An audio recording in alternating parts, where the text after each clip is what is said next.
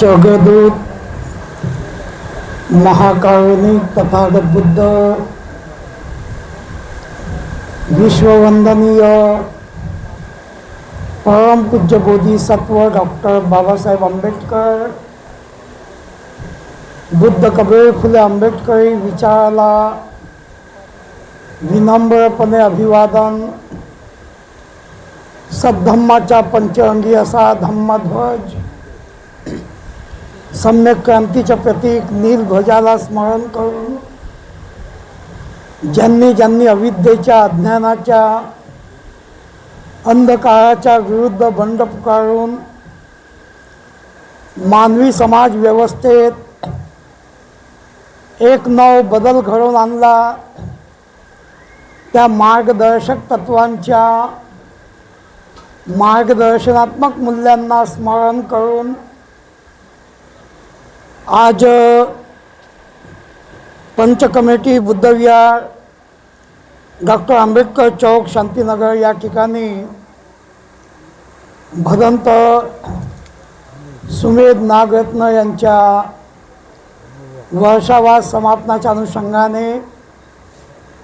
आणि या शांतीनगर विहारातील चौथा कठीण चिवरदानाचा हा अविस्मरणीय सोहळा आज इथं आयोजित करण्यात आलेला आहे. या निमित्त उपस्थित आदरणीय भिक्खू संघ, श्रद्धाबुद्धी संपन्न उपासक आणि उपासकांनो, बाल आणि बालिकांनो, जीवनाच्या परिवर्तनीय वाटचालीत अनित्यमय अशा प्रवासात अनेक अशा स्मृतींना उजाळा देत असताना मागील 40 वर्षाआधी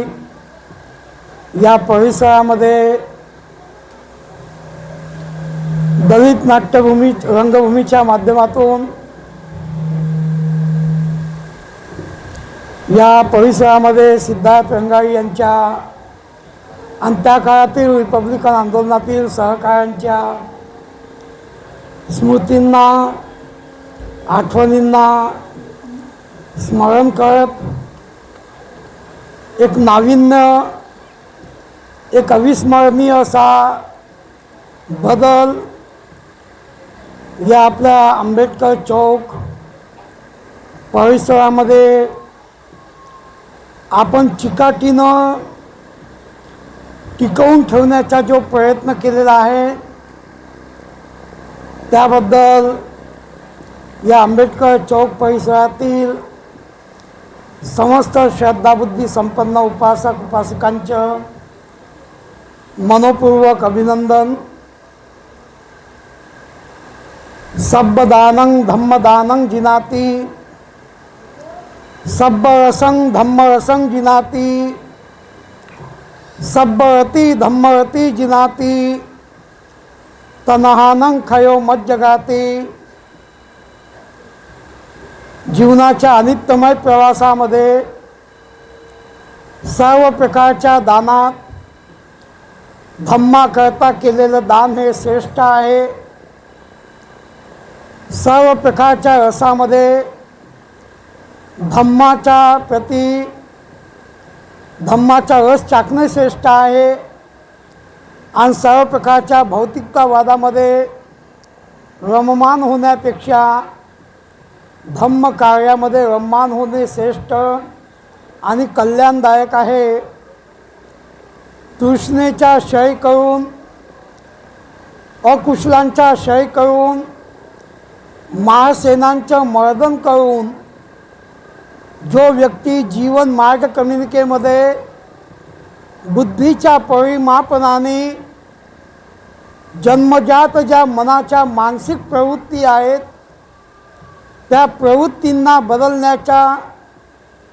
परंपरागत मान्यतांना बदलण्याच्या, परंपरागत अनिष्ट चालरीतींना नाकारण्याचा प्रयत्न करतो आणि जीवनामध्ये एक नाविन्य निर्माण करून जीवनाला समर्थपणे नी म्हणजे नाही, वान म्हणजे तृष्णा, तृष्णांजळांवर निर्बंध बाळगून एक आदर्श जीवन मूल्य जपण्याचा प्रयत्न करतो, त्या मानवाचं जीवन श्रेष्ठ आणि कल्याणदायक आहे. सुखो बुद्धानुपादो, बुद्धांचा जन्म होणे, ज्ञानीवंतांचा जन्म होणे, प्रज्ञावंतांचा जन्म होणे सुखकारक आहे, कल्याणदायक आहे. त्याचप्रमाणे धम्म म्हणजे नीती, विचार, सदाचार, स्वाभिमान, संस्कृती, आदर, सेवा, बंधुभावना आणि त्याग आणि माणसाच्या मानसिक सलोखा, एकत्रितपणा म्हणजे धम्म आहे. आणि या धम्म तत्वाला जीवनामध्ये रुजवण्याचा प्रयत्न होणे तेही सुखदायक आहे. जीवन मार्ग कम्युनिकेमध्ये सांघिकता असणं, एकत्रितपणा असणं, मग तो कुटुंबामध्ये असो, शेजारामध्ये असो, समाजामध्ये असो, गावामध्ये असो, प्रत्येकांमध्ये सौख्याचं नातं निर्माण होणं, एकत्रितपणाचा भाव निर्माण होणं आणि एकमेका सहाय्य करू, अवघे धरू सुपंच्या मार्गाने जीवनाला सांघिकदृष्ट्या कुशल कार्याप्रती जागरूक ठेवण्याचा प्रयत्न होणं सुखदायक आणि कल्याणदायक आहे. आणि असाच हा संघटित भावाने केलेला श्रमपूर्वक हा उपक्रम कोणतंही कुशल कार्य यशस्वीपणे पूर्णत्वात जात असतं. आणि याच अनुषंगाने आज आपण या डॉक्टर आंबेडकर चौकामध्ये, शांतीनगर परिसरामध्ये आपण ज्या सांघिकतेच्या भावनेतून आजच्या या वर्षावास पवारणा उत्सवाच्या अनुषंगाने जो एकत्रितपणा दर्शवला, ज्या उत्सवाच्या स्वरूपामध्ये आपल्या कुशलता कार्याची चुणूक निर्माण केली, त्या केलेल्या कार्याच्या प्रती आपल्याप्रती मैत्रीभावना व्यक्त करत असताना ही सांघिकता सहज अशीच वृद्धिंगत होत राहावी, सहज संघटितपणे उन्नत होत राहावी, सहजपणे एक दुसऱ्यांच्या सुखादुःखाचा आधार बनण्याच्या दृष्टिकोनातून ती वृद्धिंगत होत राहावी, ही मैत्री भावना आजच्या प्रसंगी व्यक्त करत असताना धम्म मानण्यापेक्षा, सांगण्यापेक्षा, ऐकण्यापेक्षा, धर्मांधता बाळगण्यापेक्षा, भक्तिवान होण्यापेक्षा व्यावहारिकदृष्ट्या जीवनामध्ये मनाच्या अकुशलांच्या, असंस्कारांच्या, अविचारांच्या, अवास्तविकता आणि अवांछितपणांचा त्याग करून जीवन मार्ग कम्युनिकेमध्ये मन हे प्रमुख आहे, मन हे प्रधान आहे, मन हे कर्ता कर्विता आहे, मनच योग्य अयोग्य उत्पन्न करतं. तेव्हा मनाने सतत मी सतत चांगलं ते स्वीकारण्याचा, योग्य ते अंगीकारण्याचा आणि आचरणशील मार्गाने जन्माने जरी माणूस निष्कलंक, निष्पाप, निर्विकार नसला तरी बुद्धीच्या परिमापनाने मनाने काय स्वीकारावं, काय स्वीकारू नये, मनाने काय अंगीकारावं, काय अंगीकारू नये, मनाने कोणता स्वभाव व्यक्त करावा, कोणता स्वभाव व्यक्त करू नये, कोणत्या शब्दांचा शब्दप्रयोग करावं, कोणत्या शब्दांचा शब्दप्रयोग करू नये, मनाने काय खावं प्यावं आणि कोणतं वर्तन बाळगावं याचं प्रत्येक माणसाने विवेचन करणं, आकलन करणं, चिकित्सा करणं, अवलोकन करणं आणि क्षणार्धात आपल्या परंपरागत मान्यतांमध्ये, परंपरागत स्वभावामध्ये अकुशलतेमध्ये बदल घडवणं आणि चांगलं ते बनण्याच्या, चांगलं ते वागण्याच्या, चांगलं ते शिकण्याच्या, चांगली ती लोकांची संगती करण्याच्या पदोपदी प्रयत्न करणे हे प्रत्येक जीवन जगणाऱ्याचं नैतिक कर्तव्य आहे. आणि याच कर्तव्याला सामोरं ठेवून या वर्षावास कालखंडामध्ये आपल्या या धम्म संस्थागारामध्ये 3 महिन्यापासनं जे उपोषणाचा संकल्प घेऊन या उपोषणाच्या माध्यमातून भंतेजींच्या देशनेतून जे काही धम्म अनुसरण्याची संधी प्राप्त झाली, त्या अनुसरलेल्या धम्माला या वर्षावास पवारणीच्या माध्यमातून आपल्या जगण्याच्या, वागण्याच्या, व्यवहाराच्या, वर्तनाच्या आणि स्वभावाच्या, राहणीमान आणि खानपानाचा एक स्वभावगुण बनावा, दिनचर्या बनावी, चांगल्या त्या गुणांच्या, चांगल्या त्या विचाराच्या, चांगल्या त्या स्वभावाच्या, चांगल्या त्या वर्तनाचा अवलंबन करून घेता यावा. आणि या जीवन मार्ग कम्युनिकेमध्ये जगलो तर जगल्यासारखं, वागलो तर वागल्यासारखं, शिकलो तर शिकल्यासारखं हा संदेश घेऊन जर प्रत्येक मनांनी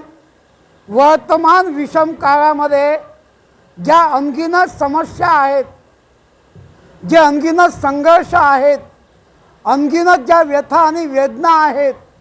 अनगिनत अशा अनेक प्रकारच्या अन्य अत्याचार, जोरजुलूम, पिळवणूक आणि अनंत प्रकारानं जसं म्हणतात ना, काही केल्या अविद्या जात नाही, असंस्कार जात नाही, अल्लटपणा जात नाही, मीपणा जात नाही, माझेपणा जात नाही, नाम आणि रूपाचा गर्व जात नाही, पद आणि प्रतिष्ठेचा अहंकार जात नाही, आणि काही केल्या माणसातला दुराभाव जात नाही. जोपर्यंत माणसातला दुराभाव नाहीसा होणार नाही, तोपर्यंत मानवता आणि माणुसकी हे केव्हाही वृद्धिंगत होऊ शकत नाही. आणि ती वृद्धिंगत करून घेण्यासाठी प्रत्येक व्यक्ती माणसाने आपल्या जगण्याची बेरीज आणि वजाबाकी करणं, योग्य अयोग्याचं, कुशल अकुशलाचं, चांगल्या वाईटाचं मूल्यांकन करणं. तथागतांनी आपला पहिला उपदेश करताना जो पहिला संदेश पंचवग्गीय, परिवाजक, अश्वजित, वप्प, भद्य, महानाम आणि कौंडन्य यांना दिलेला होता, त्या संदेशानुसार की जीवनामध्ये 2 अत्याधिक टोकाच्या बाबी ज्या पुरुषार्थ प्राप्त करण्याकरता, माणुसकी संपादन करण्याकरता, व्यावहारिक आणि वैचारिकता निर्माण करण्याकरता बाधक आणि नाशक ठरतात,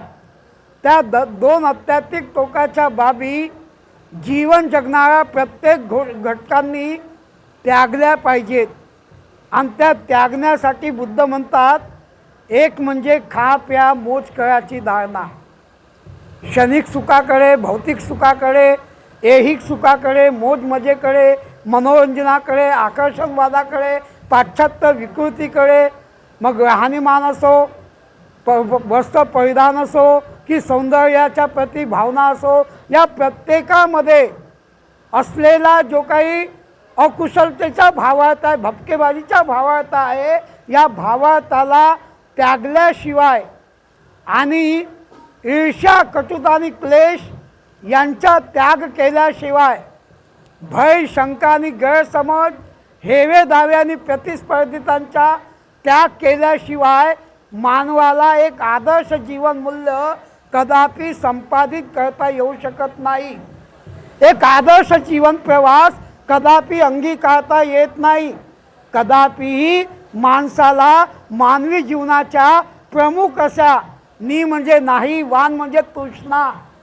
तृष्णान जळांवर अंकुश निर्माण करता येत नाही. आणि म्हणून जीवन जगणाऱ्या प्रत्येक घटकांनी या 2 अत्याधिक टोकाच्या बाबी नाकारायला पाहिजे. पण वर्तमान काळामध्ये त्या बाबींना मोठ्या प्रमाणामध्ये स्वीकारलं जातं, त्या बाबींना मोठ्या प्रमाणामध्ये गाजावाजा केला जातं. ज्या गोष्टी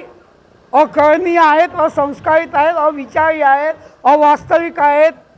आणि ज्या गोष्टीमुळे हानी, नुकसान आणि संताप आणि पश्चाताप होतो,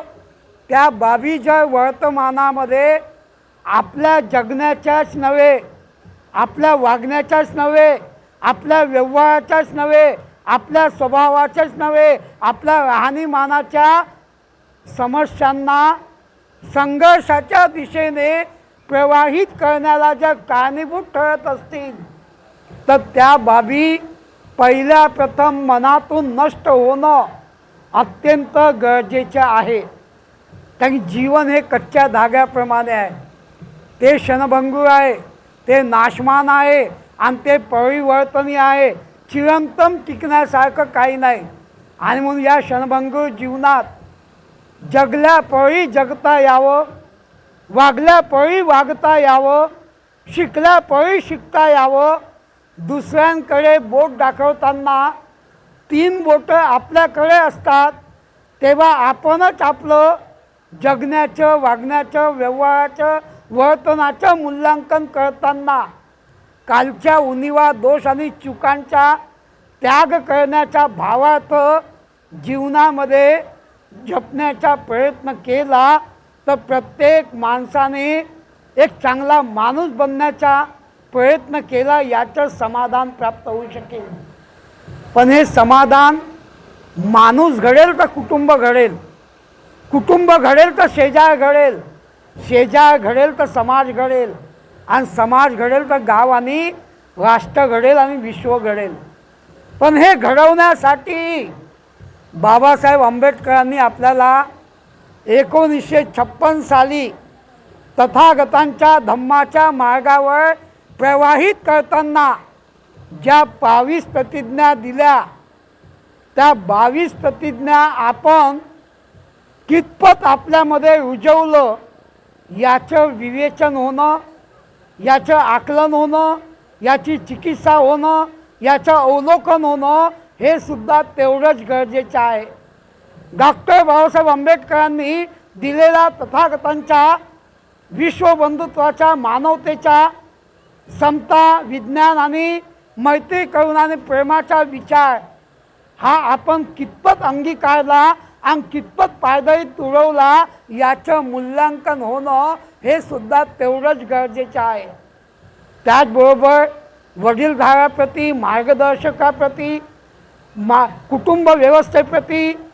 समाजाच्या सामाजिक मूल्यांप्रती, बाबासाहेबांनी दिलेल्या संस्था संघटनांच्या प्रती आणि माणुसकी या नात्याने माणसाच्या प्रती असलेल्या कर्तव्याप्रती आपण किती पारदर्शक आहोत, याचं सुद्धा विवेचन होणं अत्यंत गरजेचं आहे. आणि हे विवेचन केल्याशिवाय आपल्याला खऱ्या अर्थाने एक आदर्श, संस्कारक्षम आणि व्यावहारिक जीवनाचा मार्ग वृद्धिंगत करता येणं कदापि शक्य नाही. आणि ही शक्यता जर आपण ज्याप्रमाणे आजचा हा उत्सव, पवारणा उत्सवाच्या माध्यमातून आपण या परिसरामध्ये साजरा करत आहात, त्याप्रमाणे आपल्या व्यवहारामध्ये, वर्तनामध्ये, राहणीमानामध्ये आणि शब्दप्रयोगामध्ये आणि संस्कारामध्ये, नीतिमूल्यांमध्ये, ध्येय धोरणांमध्ये, तत्व विचारांमध्ये, संस्कार उद्दिष्टांमध्ये एक बदल घडवण्याचा दृढ निश्चय केला, तर खऱ्या अर्थाने आपण आपल्या कर्तव्याप्रती, येणाऱ्या वात्सल्यांना चांगलं वळण प्रदान करण्याप्रती जागरूकतापूर्वक एक सद्धम्मिक प्रवास करण्याचा निश्चय करतो आहो, असं म्हणता येणं शक्य होईल. आज आदरणीय भिक्खू संघ इथं उपस्थित आहे. आपण सामाजिक मूल्यांचे कर्णधार आहोत आणि काही केल्या जी मनाची अवस्था आहे, जी बदलत नाही, तिला बदलण्याचा प्रत्येकाने जर प्रयत्न केला, तर सहजपणे एक आदर्श कुटुंब आणि संघटित कुटुंब, पण संस्काराभिमुख कुटुंब आपण घडवण्यात समर्थ ठरू शकतो. आणि वातावरण आणि आपल्या भावना आणि झालेल्या वेळेचं भान ठेवून मी आपल्या शब्दांना विराम देतो. साधू साधू साधू.